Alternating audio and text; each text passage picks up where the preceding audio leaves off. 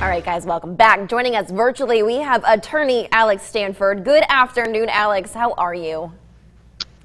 Good afternoon, Taylor. I'm great. Thanks for having me. Always a pleasure. Absolutely. So today we're talking about the difference between mail-in ballots and absentee voting. Yes. Okay. So I see in the news a lot of stories that look like they're conflating the two a little bit.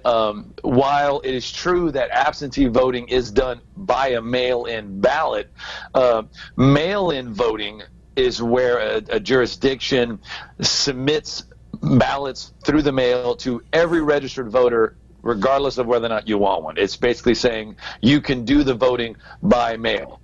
There are some issues or concerns about the security of such a measure.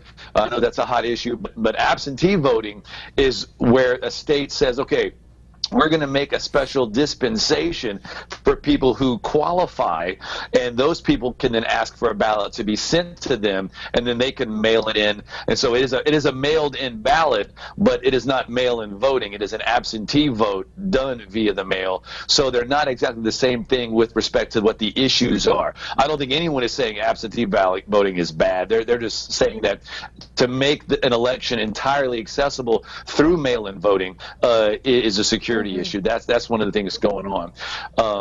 I know that we have a big issue going on right now in our legislature because our Secretary of State has submitted a proposal for the November elections.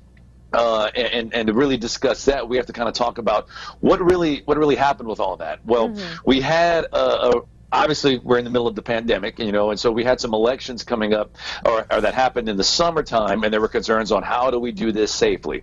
And so what the state decided to do was expand absentee voting, so where the normal qualifications are if you're over 65, if you're out of the state, if you're a student who's out of state, you can be eligible to have a ballot mailed to you. Well, they relaxed it and it said, well, if you have COVID or if you're caring for someone who has it, if you're under quarantine or if you have a health condition which puts you at risk for COVID, you can then have a ballot sent to you.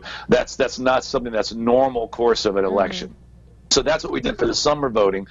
And Kyle Arnwan, his proposal for November is not quite as broad because he's arguing that, well, we're in phase 2, it's not as bad, the death rates aren't as high, so the state interest isn't as high as it was before, so we're going to only expand the normal absentee voting to include people who have currently tested positive for the virus. So the people who are in quarantine, they won't be allowed to do it. There's a lot of pushback. John Bell Edwards doesn't want that. He wants to use the summer restrictions. So the real issue is, what are the courts going to decide? Because this is getting litigated, no doubt about it. I just want to make sure we know exactly what both sides are trying to say.